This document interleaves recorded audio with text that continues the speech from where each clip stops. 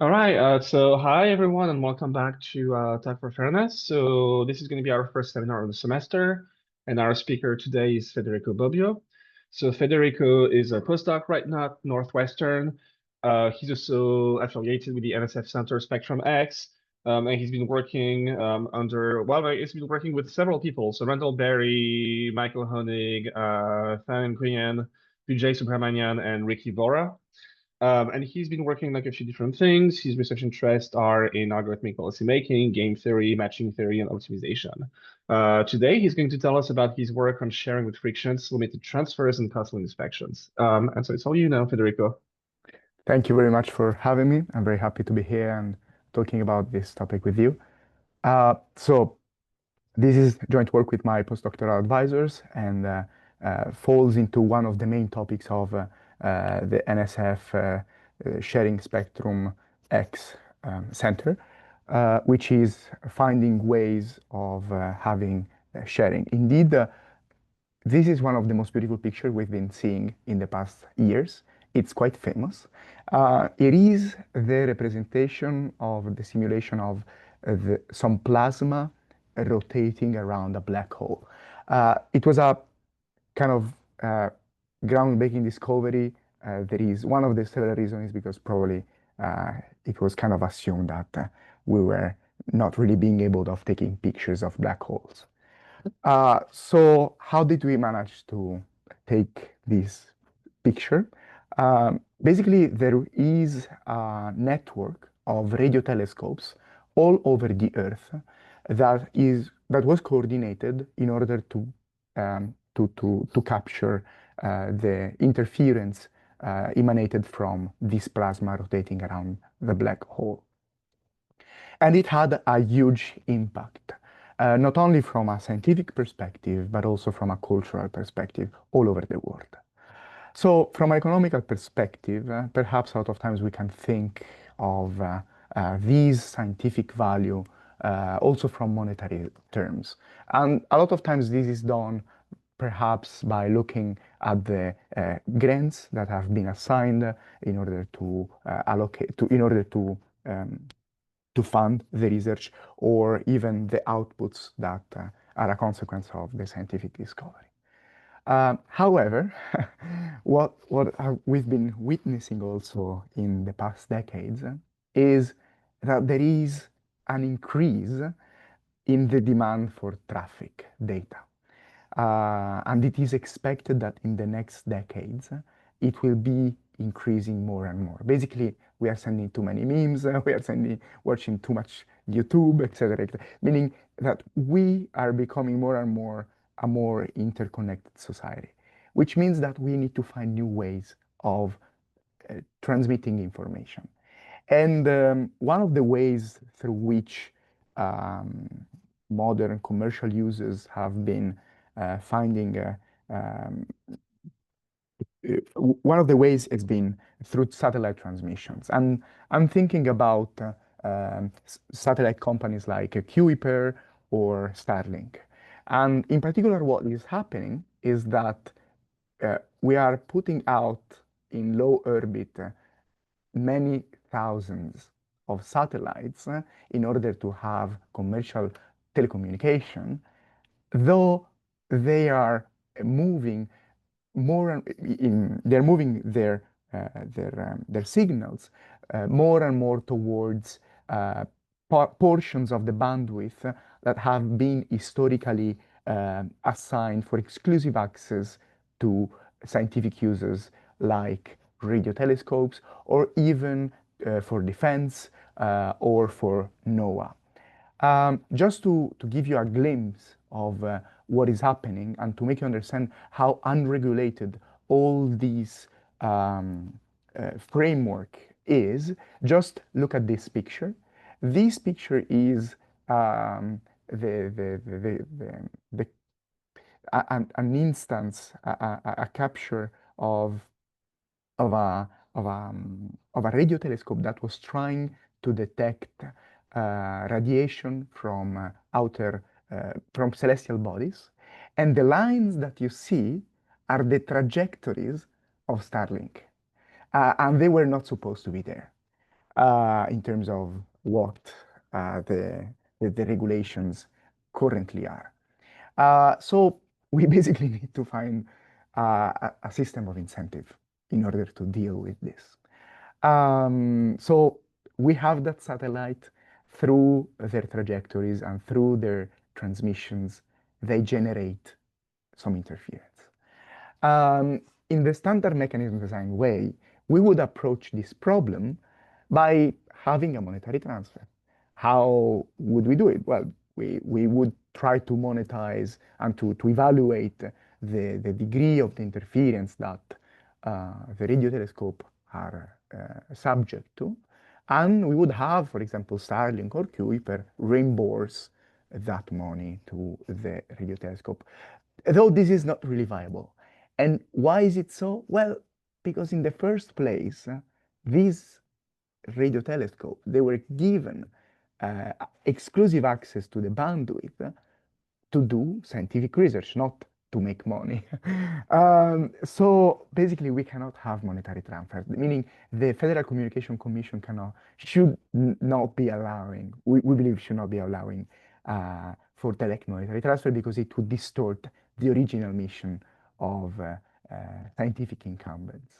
So what the FCC should be doing is it should be taking a decision on whether it should be allowing exclusive access to the incumbent or whether it should allow sharing to the satellites with a certain probability.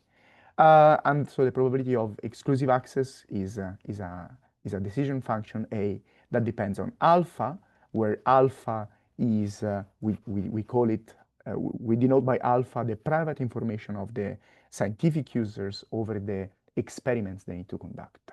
And they may depend on the instrumentations, on the kind of celestial bodies they need to observe, etc. And U is the expected utility that the commercial user will be making by having access to the bandwidth at a certain time and in a certain space. Um, so basically, the Federal Communication Commission should be taking the decision of whether they would be allowing sharing or not, depending on the reported utility of the commercial user and on the reported characteristic of the experiments the scientific user needs to conduct that we denote by alpha. Uh, but there is a problem now. and the problem is that uh, the commercial user has an incentive to overinflate the monetary valuation that they will be making because in order to have access to the bandwidth, we'll be making a lot of money, for example, right, for society. And on the other side, we have the scientific user that wants to retain exclusive access to the bandwidth, and they will say, if we allow commercial users to access our bandwidth, we will not be able to do uh, scientific research anymore. So they also the scientific user has an incentive to overinflate the value of alpha, of the interference, which eventually yields, it represents the interference. So how, from an incentive perspective, how do we enforce truthful revelation? So for the commercial user, it shouldn't be too difficult in the sense that in the end they're making money, right? They're making money, so we could just impose an entry fee over the amount of money that they declare that is proportional to that. Meaning that the more you declare, the more you have to pay. And so this incentivizes the commercial user to report the real evaluation for the utility. For the scientific user, it's a bit more difficult.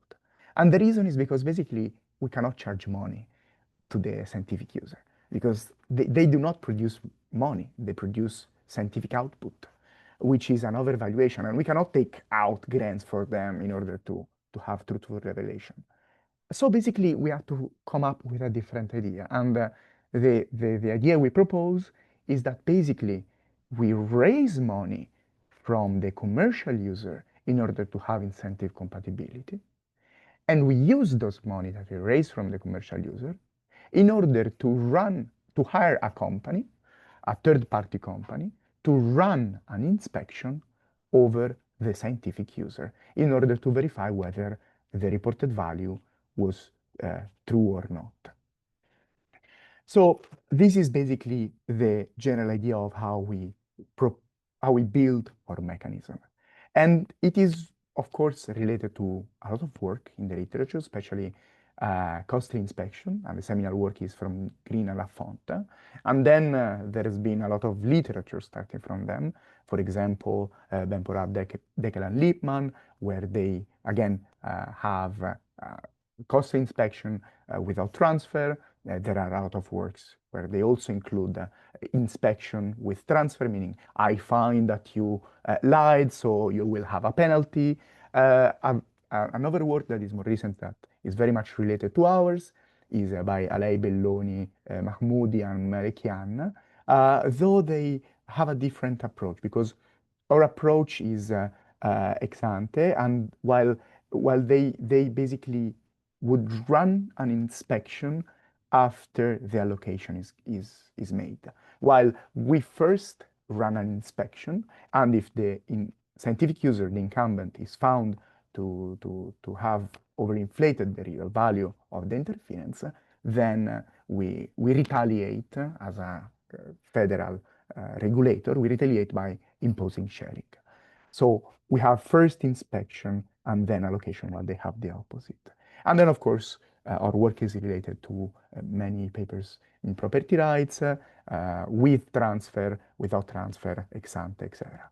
And from a policy-making perspective, our work is inspired by the national spectrum strategy that was outlined some years ago by policymakers, regulators, and scientists together. So the contribution that will be seen during my talk, the contribution of our work, are first that we provide a compensation-free, incentive-compatible mechanism. We also show that actually the optimal allocation, meaning whether there should be sharing or not, is binary. And we can characterize it through a threshold function, that it can be computed in polynomial time.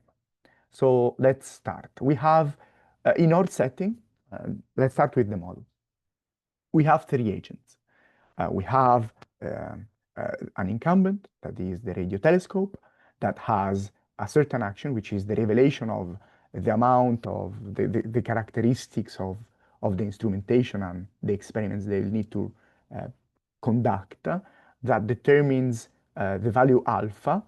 So the higher the value alpha, the more it will be impacting the interference in case there is a commercial user that is also using the same bandwidth.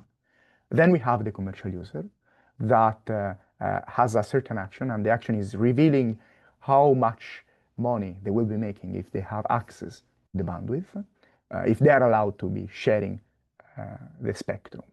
And then there is the regulator.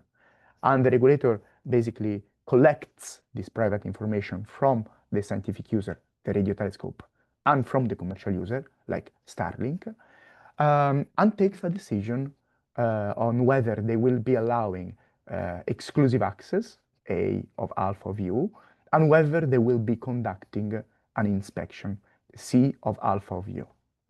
So what are the payoffs of these agents? For the incumbent is basically the weighted value between having exclusive access and having to share subject to a certain interference. We denote the interference as a function T that depends on alpha and U.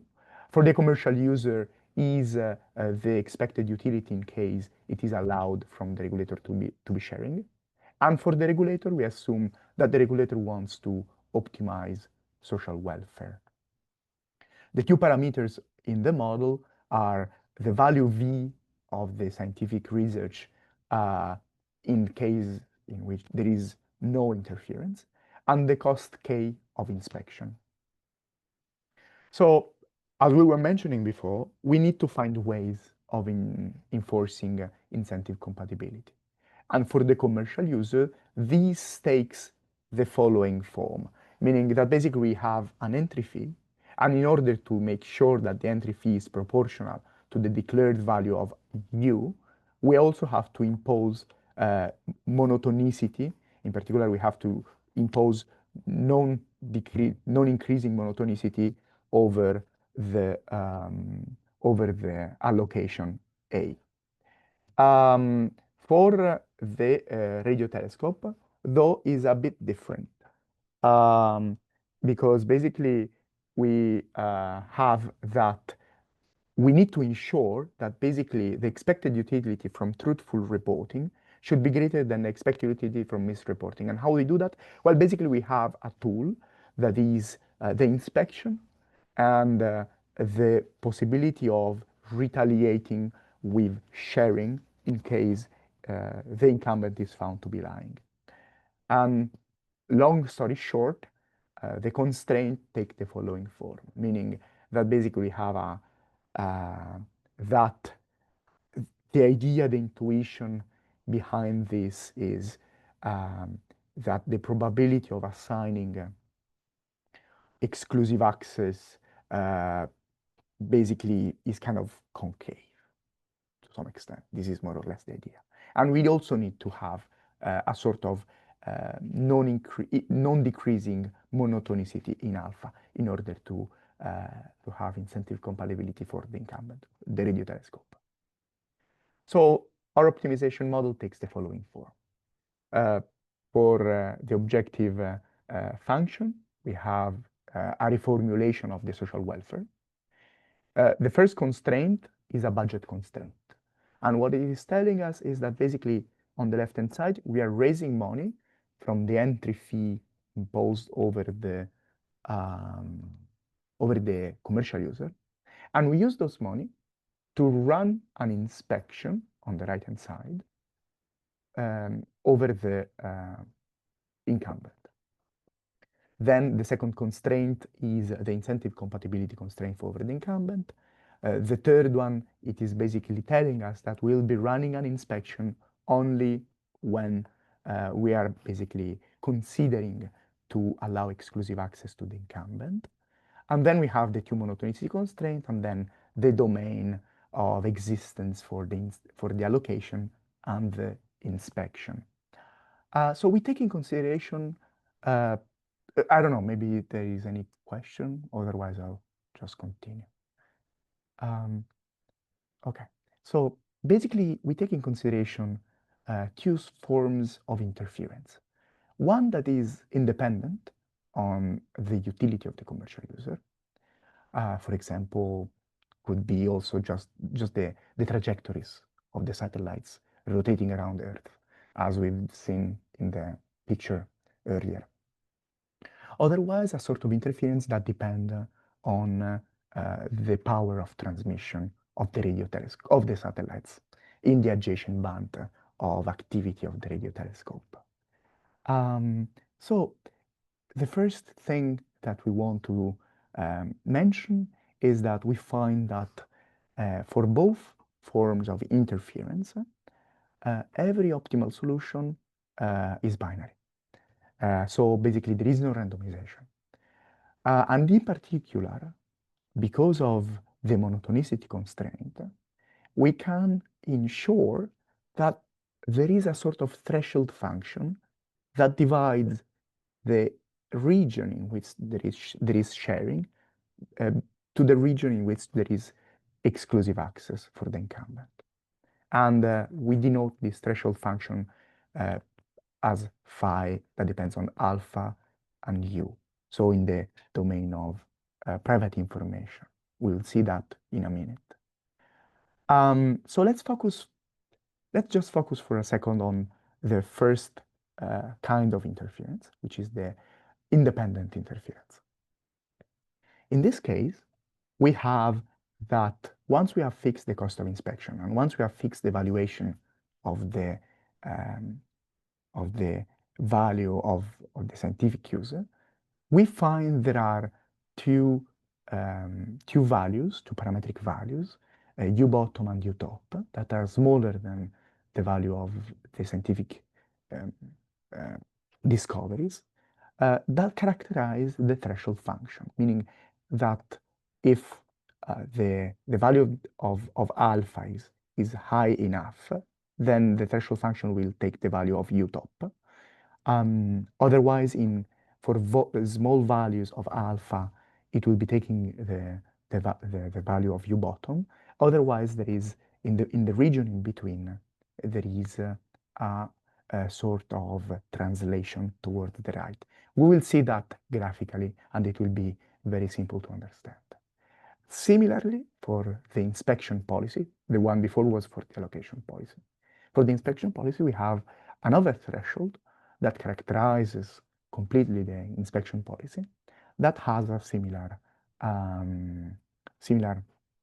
form as the allocation policy. So let's see how it works.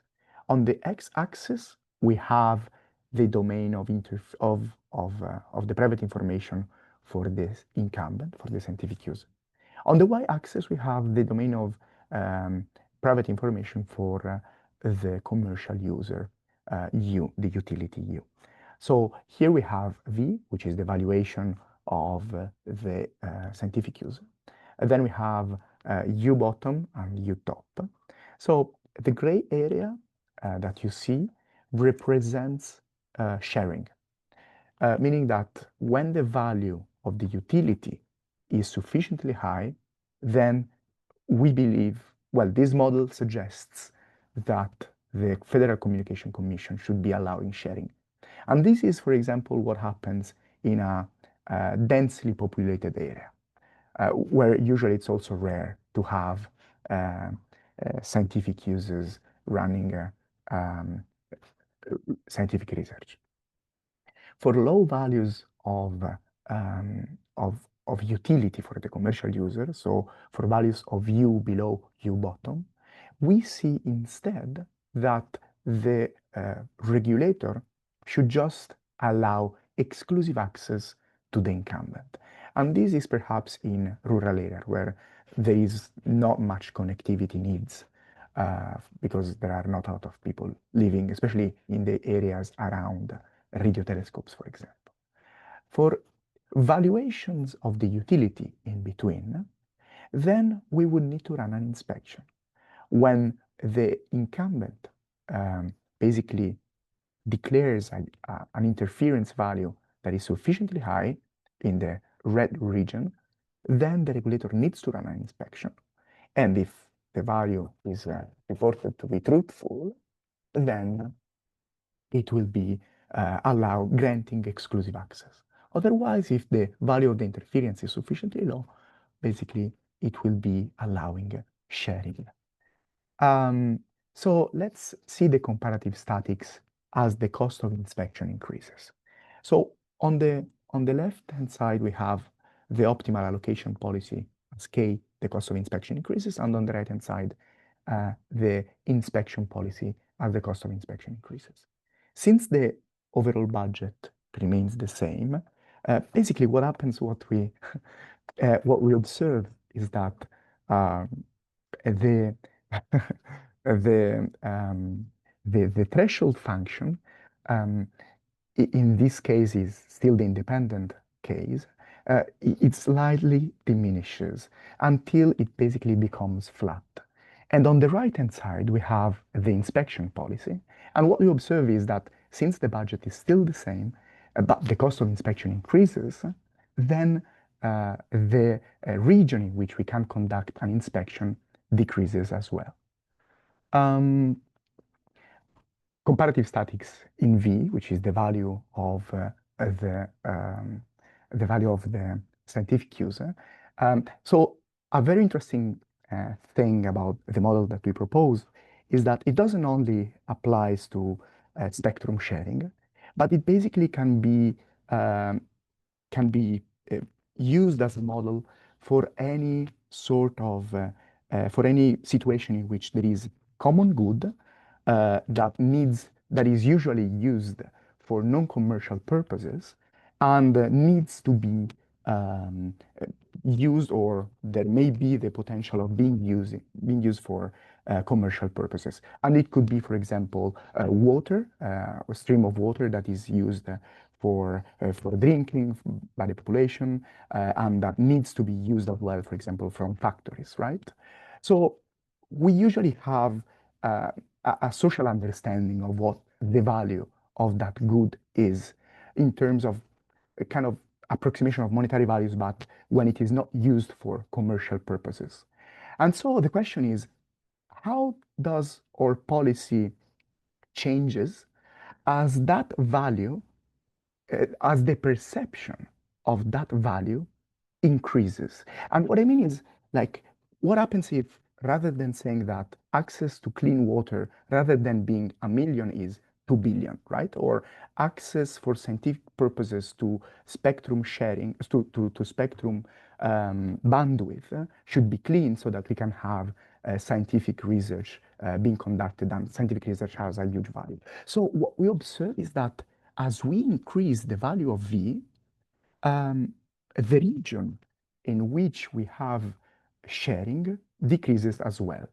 Eventually, as it goes to infinity, there is no sharing at all. And also, what you observe in the right-hand side is, again, the inspection, it shifts towards the right. What about inefficiency, right? So the fact that we're running an inspection, um, it, it entails that basically we are having an inefficiency in the welfare. So what is the inefficiency that is caused by the, um, the inspection? Basically, what we observe is that as the cost of inspection increases, uh, the region of inefficiency increases as well, but it's all constrained to the region of inspection, basically. Because basically we can run less and less inspection, so we increase the regions in which we cannot run an inspection, and therefore we need to allow by default or sharing or exclusive access. So for the case of the other interference, which is the case of power interference, we have a different paradigm in the sense that the policy takes a different form. Alpha opt is simply um, now basically what happens is that because um, the intuition behind it is that since the interference in the objective function now depends also on the utility of the commercial user, which we use as a proxy of understanding the power of the message that is being sent towards the Earth. Basically, the slope of the allocation threshold becomes infinity because it is all the power interference is already included inside of the objective function. So the inspection policy mimics again the optimal allocation policy. And just to give you a visual understanding of it, again, on the x-axis, we have the domain of private information for the incumbent, which is the private information over the interference. On the y-axis, we have the axis for private information over the valuation of the utility of Starlink, Kuiper, etc., commercial users, satellites. And basically, what we observe is that now the slope of the threshold function in the inspection region is infinite. Again, the intuition is because basically now we are including the utility inside of the objective function.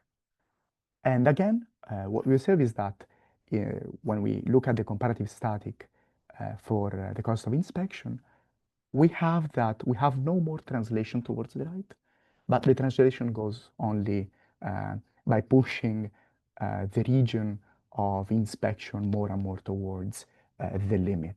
And also, of course, the region of inspection decreases as well. And to the limit, of course, we cannot afford to run any inspection, and so it will be just, the region will be just separated between default sharing or default exclusive access. And same thing for comparative statics in the valuation V. Actually, it is even more pronounced in this case. And the reason is because basically well, we have a multiplicative factor. And so in the case of V11, which is greater than the utility of the commercial user, we basically have virtually no sharing at all. Um, so in the case of the inefficiency, we observe that the pattern follows a different scheme, which depends directly on the distance of the threshold from the y-axis. But it doesn't translate, as we were saying, in the independent interference. So this is interesting and this is nice. A lot of times, the regulator, when they need to implement a policy, they need to uh, compute in fast time uh, different simulations for different valuations of V, different cost of inspection. Uh, an interesting take is that for the independent interference, we managed to reformulate the model in the form of an AXA problem, continuous AXA problem, which means that we can find the two values of U bottom and U top that characterize both the allocation policy and the inspection policy in polynomial time. Uh, Same thing for the power interference. We find that basically, again, we can find the two parametric values in polynomial time once we input V and K, the V, the valuation of the scientific user, and K, the cost of inspection. So to conclude, we model an allocation problem where basically there is an inspection, we have an incumbent that is a non-commercial user, we have a commercial user that want to get access to the resource, and we want to make sure that, well, we cannot have direct transfer in order to compensate for the interference, or yeah, and so basically we allocate, we impose a fee for truthful revelation over the commercial user, and we conduct an inspection in certain regions of the private information domain for the incumbent.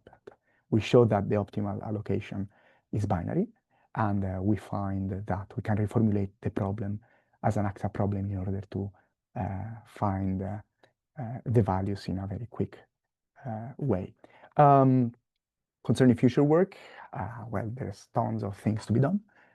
For example, what happens when when we do entry in multi-period, or when there are multiple entrants, or when there are multiple radio telescopes. And this is all things that I'm thinking about. Thank you very much for your kind attention. Thanks a lot, Federico. Yeah, so I think now is a pretty good time to take questions if there are any questions. So yeah, if any of the participants have any questions, please go ahead. Thank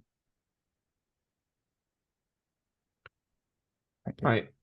Yeah, I'm not seeing questions there. So I was gonna say, Federico, can you go back several slides to when you're defining T for the first time and like you have the two different physics Yeah, you're looking at? Yeah, sorry, that's yeah. some more of can you give some intuition behind those forms of interference, what they actually model in real life? Yeah, absolutely. Um, so again, in the first case, um, the interference T uh, depends um, depends only on alpha, and alpha is private information of the incumbent, of the scientific user. For Yeah. example, um, let's go back 1 second to this picture, this one, right? So Yeah, I think it'd be right. in this case, you have that the trajectories of Starlink, Yeah, um, they are degrading the um, the image that radio telescope are trying to take. yeah, Radio telescope and yes. telescopes are trying to take of celestial Hmm. bodies. So it doesn't depend on the utility of, well, in Right. this case, they're just passing through, right? They, What, right. When you're parameterizing this by alpha, is it kind of like without loss of generality, yeah. or could it be, yeah, Oh, could be so some what? function? Is it with a loss of generality, or like would it change if it was like some function of alpha instead? So still independent, but just not linear in alpha. Oh, that's a great question. Let me think. Oh, you mean T? The T, yeah. The T, that's a great question. Um, Let me think. Um,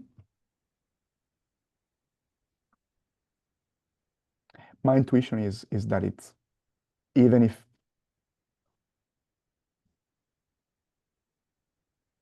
I don't want to say something wrong. My intuition though is that it does not change. Okay, For yeah. sure, the binary result does not change. That's for sure. Hmm. Um, Probably the slope may change a bit. Yeah. No, that makes sense. I was just curious because Yeah. technically, because it's kind of like beyond just being independent because you're taking like that specific functional form depends on your alpha. But Yeah. yeah, it seems Yeah. like yeah. No, that's a great And question. Yeah, I'll yeah, check it out. can you if you reparameterize the alpha, does that change anything? Because in that case, that would be without loss of a generality that you're independent, right? Hmm. Yeah, I so sorry, I was just curious, Yeah, but no, yeah. it's a great question. I like it. Yeah. Yeah. And So for power, yeah, basically it's the intensity of the message. it's the intensity that comes in. That And makes that sense, uh, yeah. and that is quite relevant because um, the more you, for example, raise, l- for example, we are going from 4G to 5G to 6G, which is basically five generation, six generation, but basically it means that we are taking in consideration new regions of the spectrum, and a lot of these regions they are with higher frequencies, which basically means that the power of the interference is increasing. Um, the power of the transmission is increasing, which is meaning that it's getting closer and closer to the bandwidth in which Yeah, radio telescopes are operating. that makes a lot of sense. Yeah, Yeah. Yeah. No, thank you. Yeah, that answers my of course. question. Yeah. Yeah, do you have any other question? If not, we can also just end early here, but just want to give you 10 more seconds to come up if there is anything you want to say.